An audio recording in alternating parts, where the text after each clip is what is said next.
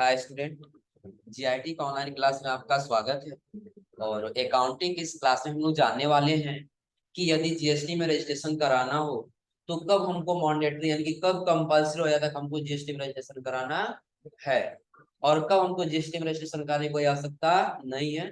तो आज की क्लास में हम लोग यही जानेंगे। थोड़ा सा ध्यान दीजिए, हमने आपको कल बताया था कि जीएसटी में रजिस्ट्रेशन क्यों कराते हैं हम लोग। और अगर जो जीएसटी में रजिस्ट्रेशन कराते हैं तो जीएसटी का जो रजिस्ट्रेशन नंबर होता है उसका स्ट्रक्चर क्या होता है, ये हमने आपको पिछली क्लास में बताया था। क्योंकि टोटल जीएसटी का कितने डिजिट जीएसटी रजिस्ट्रेशन हम कितने कितने डिजिट का होता है, 15 डिजिट का। अब इसमें आपको बताया था जो 2 अंक शुरू का होता है वो क्या होता है, स्टेट कोड। बाकी आपका जो 10 अंक होता है वो क्या होता है, आपका पैन नंबर। दूसरा उसके बाद होता है आपका एंटिटी कोड, ब्लैंक कोड, और उसके बाद क्या होता है आपका चेक सर्टिफिकेट। अब ये 3 और 2 आपका ये स्टेट कोड और बाकी 10 आपका पैन कार्ड नंबर, ये मिलकर टोटल कितने हो जाते हैं, 15। जब ये 15 मिल जाते हैं तब आपको वही बनता है जीएसटी आईएन नंबर। क्या बनता है, जीएसटी आईएन नंबर। यानी कि जीएसटी आईएन का पूरा नाम क्या हो जाएगा, goods and service tax identification number. इतना क्लियर है सबको ना। अब आज हम लोग जानने वाले थे कि आखिर हमको जीएसटी में रजिस्ट्रेशन क्यों कराना पड़ेगा।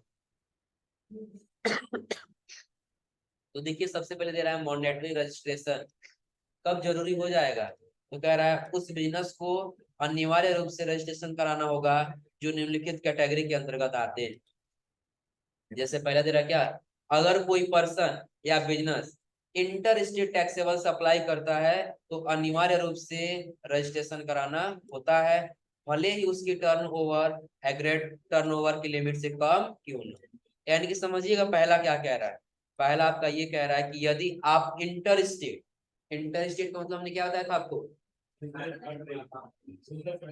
अपने स्टेट से बाहर, और इंट्रा स्टेट होता तो अपने स्टेट के अंदर। तो जब इंटर स्टेट कह रहा था हम ये समझेंगे कि हमारा यूपी में है, तो अगर हम बिहार में या अन्य किसी स्टेट में अगर हम सेल करेंगे और जिसपे टैक्स लगा होगा और जो ऐसे गुड्स की हम सेल करते हैं तो उस समय हमको जीएसटी में रजिस्ट्रेशन कराना कंपलसरी हो जाता है। अब भले ही हमारी टर्नओवर 40 लाख नहीं है, लेकिन हम क्या कर रहे हैं, अपने स्टेट से किसी दूसरे स्टेट में टैक्सेबल वैल्यू गुड्स सेल कर रहे हैं ना, जिसपे टैक्स लगा है, तो हमको जीएसटी में क्या कराना होगा, रजिस्ट्रेशन कराना।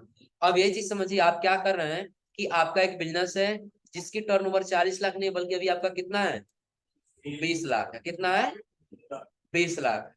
आपने 20 लाख का कोई आपका बिजनेस है, 20 लाख से ज्यादा नहीं है। आप आपका स्टेट यूपी में है और आप क्या कर रहे हैं, बिहार में कहीं सेल कर रहे हैं और ऐसे गुड्स की कर रहे हैं, सपोज करिए कि आप सेल कर रहे हैं माउस, क्योंकि माउस में कोई टैक्स नहीं है। आप यूपी से सेल कर रहे हैं कहाँ पे, बिहार। तो अब आपको जीएसटी में रजिस्ट्रेशन करने की कोई आवश्यकता नहीं है। लेकिन यही गुड्स यदि आप सेल कर रहे हैं जिसपे यदि आपका जीएसटी लगा हुआ है, क्या लगा हुआ है, जीएसटी लगा है, तब आपको जीएसटी में रजिस्ट्रेशन करने की आवश्यकता पड़ेगी। ये पहला कंडीशन। दूसरा क्या कह रहा है, कह रहा है अगर कोई, यहाँ पे कह रहा है casual and non residence taxable person है जो उसे अनिवार्य रूप से रजिस्ट्रेशन कराना होता है, भले ही उसकी एनुअल एग्रीगेट टर्नओवर की लिमिट कम क्यों ना हो। यानी कि कैजुअल एंड नॉन रेजिडेंट का मतलब क्या है कि आपका बिजनेस यहाँ पे नहीं, आपका घर यहाँ पे नहीं है और आप क्या किए, कहीं बाहर से आके आप यहाँ पे बिजनेस कर रहे हो, तो उस समय आपको जीएसटी में रजिस्ट्रेशन कराना क्या होगा, कंपल्सरी होगा। जैसे हम ये कहें कि आप कहाँ के हैं, यूपी के, और बिहार में चले गए और वहां पे आप क्या कर रहे हैं, लेन देन कर रहे हैं, तो उस समय आपको जीएसटी में क्या कराना होगा, रजिस्ट्रेशन कराना जरूरी, क्योंकि आप वहां के निवासी नहीं है बल्कि आप कहाँ के निवासी हैं, यूपी के, और आप बिजनेस कहाँ में किए हैं, बिहार। तो उस समय आपको जीएसटी में रजिस्ट्रेशन कराना क्या होगा, जरूरी। अब जरूरी होगा चाहे आपका लिमिट अधिक हो या न हो, यानी कि 40 लाख से आप अधिक हो या न हो, लेकिन यदि आप अपने स्टेट से किसी दूसरे स्टेट में बिजनेस करेंगे तो आपको जीएसटी में रजिस्ट्रेशन कराना जरूरी। ये क्लियर है ना। अब उसका क्या कह रहे हैं यहाँ पे, जो बिजनेस रिवर्स चार्ज मैकेनिज्म यानी कि आरसीएम के अंतर्गत टैक्स पे करने के लिए क्या दे रहा है, लाइबल हो, उसे अनिवार्य रूप से रजिस्ट्रेशन कराना होता है, भले ही उसकी एनुअल एग्रीगेट टर्नओवर लिमिट कम क्यों न हो। यानी कि जब क्या करेंगे, हम ऐसे सामान का सेल कर रहे हैं या ऐसे सामान परचेज कर रहे हैं जिसका पेमेंट हमको क्या करना है, रिवर्स उसका टैक्स पेमेंट करना है दोबारा से, तो उस समय हमको क्या करना होगा, जीएसटी में रजिस्ट्रेशन कराना बिजनेस को जरूरी। यदि हम अपने बिजनेस को जीएसटी में रजिस्ट्रेशन नहीं कराएंगे तो टैक्स पे नहीं होगा, और यदि टैक्स पे नहीं होगा तो इनकम टैक्स डिपार्टमेंट वाले आएंगे जांच करने, और जांच करने आएंगे जब आपका बिजनेस पकड़ा जाएगा तो वही कहते हैं लोग कि हमारे बिजनेस में क्या लगा है, सरकारी ताला लग गया। सुने आप लोग ना।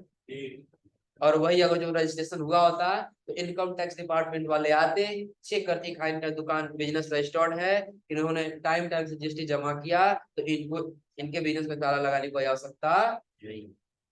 आ रहा है समझ में ना, क्योंकि अगर ताला लगा देंगे तो ये हमको जीएसटी पेमेंट नहीं करेंगे। आ रहा है समझ में ना। लेकिन जो जीएसटी पेमेंट नहीं करेगा उसको क्या करना होगा, ताला तो लगाना होगा ना। भाई कहते हैं हाँ फला साहब का बिजनेस था ना, तो इनकम टैक्स डिपार्टमेंट वाले आए हैं ना, तो उनके बिजनेस में लाल ताला लगा दिए हैं, अब वो खुलने वाला नहीं है। आ रहा है समझ में। अब देखिए अगला क्या कह रहा है, अगर कोई एजेंट किसी टैक्सेबल पर्सन के आधार पर गुड्स या सर्विस सप्लाई करता है तो उसे अनिवार्य रूप से रजिस्ट्रेशन कराना होता है।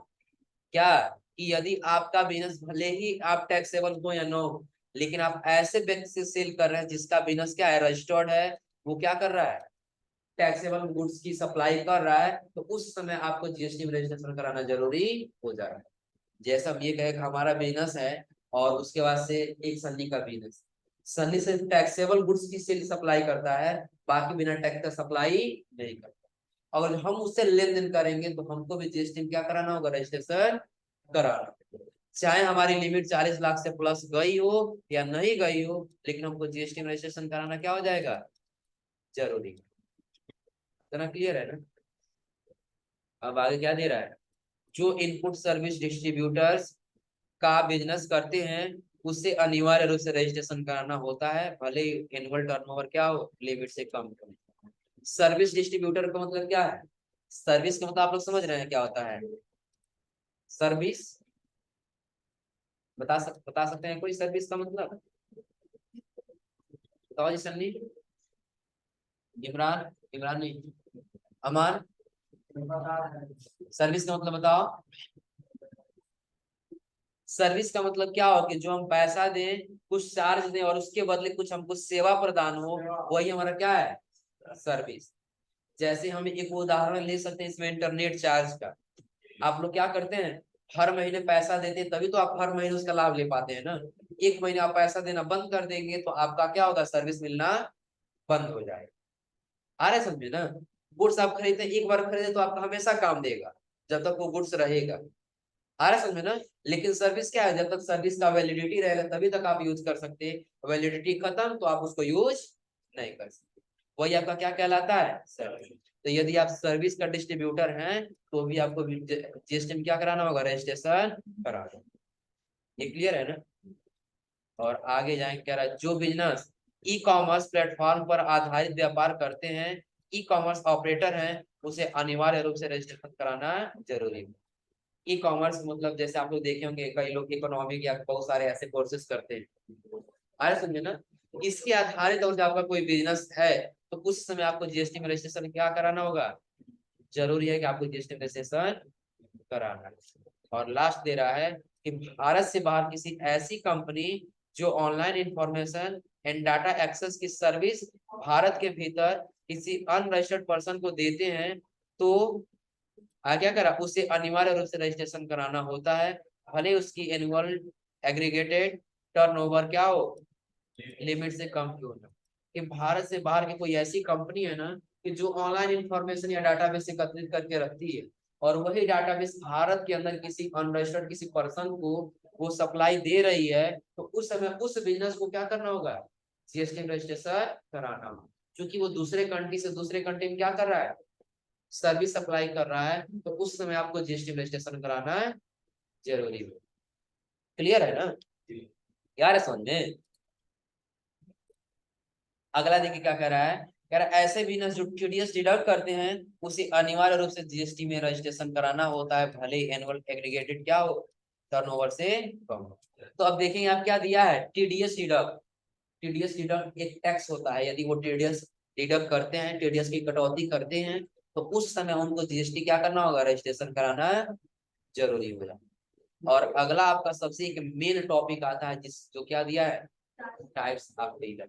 तो यदि आप लोग को ये जीएसटी में कोई अगर जो कंफ्यूजन हो, एक बार पूछ लीजिए, दिख रहा है सबको ना। तो यदि इसमें और कोई कंफ्यूजन हो तो एक बार पूछ लीजिए, दोबारा से हम रिपीट कर दे रहे हैं, और वो जो क्लियर है तो फिर हम लोग आगे बढ़े। बताइए आप लोग। अब यदि ये क्लियर है, अगर ये क्लियर है तो फिर हम लोग आगे बढ़े। आगे देखिए क्या दिया है, टाइप्स ऑफ डीलर, कि डीलर कितने प्रकार के होंगे। आखिर डीलर के कुछ न कुछ टाइप होंगे कि नहीं होंगे। तो डीलर के क्या टाइप हैं, तो कह रहे हैं यहाँ पे डीलर को एनुअल एग्रीगेट टर्नओवर के आधार पर निम्नलिखित दो भागों में बांटा गया है। पहला कह रहा है रेगुलर डीलर, और दूसरा क्या कह रहा है, कंपोजिशन डीलर। क्या, पहला क्या है, रेगुलर डीलर, और दूसरा कंपोजिशन डीलर। तो ये रेगुलर और कंपोजिशन बताने से पहले आप लोग हम एक क्वेश्चन ये करना चाहते हैं कि क्वार्टरली क्या होता है, मंथली क्या होता है, और एनुअल क्या होता है, बताएंगे कोई। मंथली का मतलब प्रत्येक महीने देने वाला, और क्वार्टरली का मतलब 3 महीने पर एक, यही ना। और एनुअल का मतलब 1 साल। अब क्लियर है ना ये। अब देखिए कह रहे हैं यहाँ पे रेगुलर डीलर आप किसे कहेंगे, कह रहा है ऐसे डीलर जिनका एनुअल एग्रीगेट टर्नओवर 1 करोड़ रुपए से ज्यादा है, उन्हें अनिवार्य रूप से अपना रजिस्ट्रेशन जीएसटी के किसमें, रेगुलर स्कीम में कराना होता है। और कह रहा है ऐसे डीलर्स को अपना टैक्स कब, मंथली या क्वार्टरली जमा करना होता है, यानी कि ये एनुअल नहीं जमा कर सकते। कब जमा करेंगे, या तो मंथली या तो,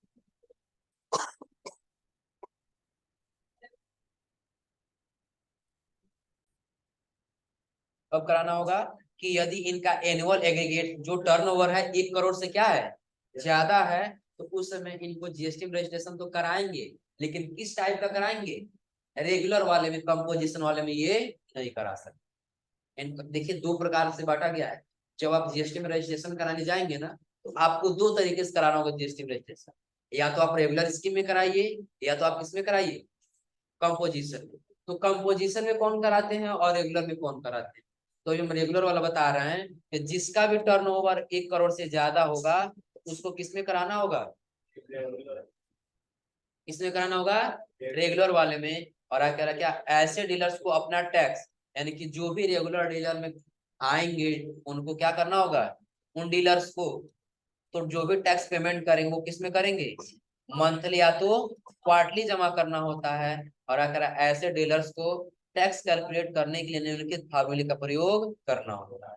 जैसे उदाहरण दिया है 1 जनवरी 2021 से क्या दिया है, QRMP, यानी कि क्वार्टर रिवर्स मंथली पेमेंट, क्या करेंगे कि क्वार्टरली रिटर्न करेंगे मंथली और पेमेंट, कि या तो आप ये क्या कर सकते हैं कि क्वार्टरली पेमेंट कर सकते हैं, या तो ये क्या कर सकते हैं, मंथली पेमेंट कर सकते हैं। और आगे जानते हैं क्या स्कीम के अंतर्गत क्वार्टरली रिटर्न भी फाइल कर सकते हैं।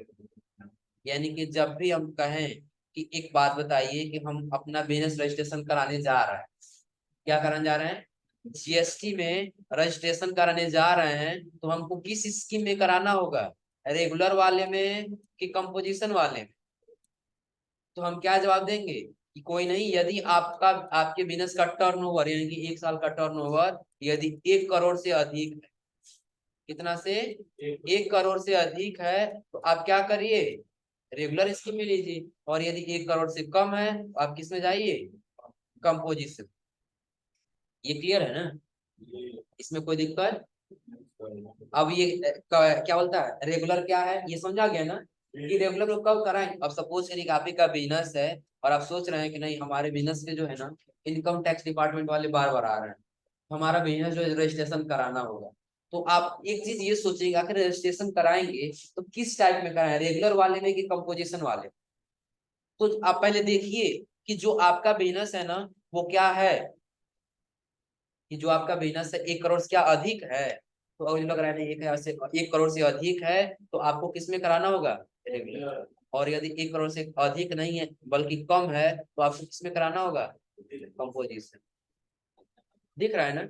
अब इसका पेमेंट आप किस मेथड से करेंगे, जीएसटी पेबल। आपको कितना पेमेंट करना होगा, करा टैक्स लायबिलिटी माइनस आईटीसी, जो पैसा बचेगा वही आपको क्या करना होगा, पे करना। कैसे, तो आप लोग ध्यान दीजिए, आपको बताए थे टैक्स लायबिलिटी किसे कहते हैं, याद है। सेल करते समय लिया गया टैक्स हमारा क्या है, टैक्स लायबिलिटी है। और परचेस करते समय दिया गया टैक्स हमारा क्या है, आईटीसी। सपोज कि एक बार पुनः दोबारा बता रहे हैं, आप लोग पहले बताए हैं लेकिन आप लोग का ध्यान नहीं है। एक आपका बिजनेस है, दिख रहा है ना। अब इस बिजनेस में आपने क्या किया कि पहले परचेज किए, पहले क्या किए, परचेज। और परचेज जब आप किए तो आप कितने रुपए का किए हैं, मान लेते 100 रुपए का। आपने जीएसटी कितना परसेंट दे दिया, 5%। तो आप कितना रुपए दे रहे हैं टोटल उसको, 105। तो आप ये 5 रुपया आप क्या दे रहे हैं, टैक्स दे रहे हैं ना। तो ये 5 रुपया आपका क्या कहलाएगा, आईटीसी। क्या कहलाएगा, आईटीसी। और यदि आप अपने कस्टमर को कोई गुड्स सेल कर रहे हैं, किसको, कस्टमर को गुड्स सेल कर रहे हैं, और उससे आपने क्या किया, 120 रुपए में गुड्स सेल कर रहे हैं, और उससे आपने जीएसटी कितना रखा, 5%। तो क्या रुपया हो जाएगा, 6 रुपया आ जाएगा ना। यानी कि उसको कितना रुपया टोटल ले रहे हैं आप उससे, 126। तो 6 रुपया आप उससे क्या ले रहे हैं, टैक्स लाइबिलिटी। क्या होगा, टैक्स लाइबिलिटी। अभी समझ में आ रहा है ना। तो अब आप क्या करेंगे, जो आपका टैक्स लाइबिलिटी है ना, उसमें से आईटीसी को माइनस कर दीजिए, और जो पैसा बचेगा वही आपको अब क्या करना होगा, पे करना होगा। समझ आ रहा है क्या। तो एक बार और ध्यान दीजिए, अब आपका ये टैक्स लाइबिलिटी आपका कितना है, 6 रुपया। आपने आईटीसी कितना दिया है, 5। तो अब आपको जीएसटी कितना पेमेंट करना होगा सरकार को, 1। क्योंकि आपने 5 रुपए तो पहले ही पेमेंट कर दिया है ना। दिख रहा है ना। ध्यान दीजिए, एक बार थोड़ा सा रिपीट कर रहे हैं। आप सपोज करिए एक माउस खरीदे, क्या खरीदे हैं, माउस। और माउस यहाँ से बना मैन्युफैक्चरर के पास, उसने पहले ही जीएसटी लगा दिया, कितना रुपया, जीएसटी लगा दिया 5%। मान लेते हैं कितना लगाया, 5%। तो ये सामान सेल किया 100 रुपया में, तो जीएसटी कितना कलेक्ट करेगा अपने कस्टमर से, यानी कि जो इसका कस्टमर होगा उससे कितना पैसा ये ले लिया, 105। तो ये अपना जीएसटी पेमेंट पहले तो 5 रुपए दे दिया है ना, ये 5 रुपए पहले तो जीएसटी दे दिया ना। अब जितना आप अपने कस्टमर से कलेक्ट करेगा, और जितना दे दिया उतना माइनस करके जो बचेगा वही गवर्नमेंट को क्या करना होगा, पेमेंट। तो अब ये सपोज करें मैन्युफैक्चरर से कौन लेके आ गया, होलसेलर लेके आ गया। कौन लेके आ गया, होलसेलर। अब होलसेलर ने क्या किया, रिटेलर से सेल किया, किससे, रिटेलर से। अब ये रिटेलर से सेल किया 120 रुपया में, और 6 रुपए इस पे क्या ले लिया, जीएसटी। तो ये कितना रुपया पैसा दे रहा है इसको, देंगे ना, जो एक्स्ट्रा जीएसटी लेंगे वही हमको देना होगा। आप सब यहाँ समझिए कि यदि आप 100 रुपया पे 5% निकाल रहे हैं, तो 100 रुपया आपका 5% कितना आ रहा है, 5 रुपया आएगा ना। तो यदि आप 120 पे निकालेंगे 5%, तो 120 का 5% आपका कितना आएगा, 6 रुपया। तो आप 1 रुपया ज्यादा ले रहे हैं ना। तो अब यही 1 रुपया जो हम ज्यादा ले रहे हैं, यही अपने जीएसटी के माध्यम से अपने गवर्नमेंट को क्या कर देना होगा, पेमेंट कर दीजिए। समझ में आया।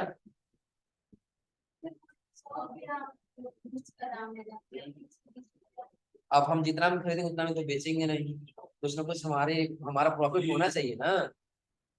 अब समझा यार। अब मैन्युफैक्चरर है, और यदि ये 100 रुपया में सेल कर रहा है, तो जो होलसेलर खरीदेगा 100 रुपया में ही सेल करेगा। 100 रुपया में सेल कर उसको प्रॉफिट कुछ मिलेगा। आप जाइए यहाँ से पटौना में कुछ खरीद करके लाइए, और जितना में खरीद के लाए उतना ही सेल करता, आपको कुछ प्रॉफिट मिलेगा। तो बिजनेस का मतलब ही क्या है, प्रॉफिट कमाने के लिए तो आप बिजनेस किए हैं ना। तो 100 रुपये हम खरीदे हैं, तो आप 20 रुपए इस पे क्या रख रहे हैं, प्रॉफिट। तो आप कितना में बेच रहे हैं, 120। अब समझा रहा है ना। अभी समझ में आ रहा है। आप कितना, आप उस प्रोडक्ट के ऊपर आप प्रॉफिट कमाने से कोई मतलब नहीं है। बस मतलब ये है कि आपने अपने कस्टमर से कितना ज्यादा जीएसटी लिया, वही जीएसटी आपको गवर्नमेंट को पेमेंट करता करा। वही तो कह रहा है कि आपको रेगुलर का ही स्कीम बता रहा है ना ये। ये देखिए हम यही पे तो बता रहे हैं ना, ये रेगुलर का ही स्कीम है ना। जीएसटी पेबल कब होगा? टैक्स लायबिलिटी माइनस आईटीसी, यानी कि इनपुट टैक्स क्रेडिट। ये आप लोग को इसलिए नहीं समझ में आ रहा है ना, क्योंकि आप लोग ये ऊपर जो है ना आईटीसी और टैक्स लायबिलिटी नहीं पढ़े हैं। आप घर से पढ़ के नहीं आया टैक्स लायबिलिटी क्या होगा और आईटीसी क्या होगा, पढ़ के आए लोग? पढ़ा है कोई जी? हाँ कल किताब खोले थे लेकिन ये नहीं पढ़े। अब ये पता रहेगा आप लोगों को ना टैक्स लायबिलिटी क्या होती है और ये इनपुट टैक्स क्रेडिट क्या होती है, हम बताएं आप लोगों को ना, अच्छे समझाए थे ना, तो फिर क्यों याद नहीं? आईटीसी क्या है और टैक्स लायबिलिटी क्या है? टैक्स लायबिलिटी कस्टमर के द्वारा कलेक्ट किया जाता है, और आईटीसी जो सप्लायर को दिया जाता है। समझ में आया? अब यदि नहीं समझ में आया तो घर से आप लोग ये पढ़ के आइएगा, तभी आगे समझ में आएगा। और वो जो पढ़ के नहीं आएंगे तो यहीं पे रह जाएंगे, आगे नहीं बढ़ पाएंगे। आ रहा है समझ में? इतना समझ आया जी? तो आज आप लोग क्या करिएगा, घर जाइए, या घर अगर जो नहीं पढ़ पा रहे हैं आप लोग तो लैब में जाइए, 1 घंटे की टाइम है, और 1 घंटे में आप लोग क्या कर लीजिए, आप लोग जीएसटी जहां दिया होगा, जीएसटी जहां से स्टार्ट है इंट्रोडक्शन ऑफ जीएसटी, यहाँ से लेकर के और जहां तक अभी पढ़ाए हैं, क्या कहाँ तक, ये पेज है ना, टाइप्स ऑफ डीलर, तो ये आप लोग पढ़ लीजिएगा रेगुलर डीलर, हो जाएगा ना?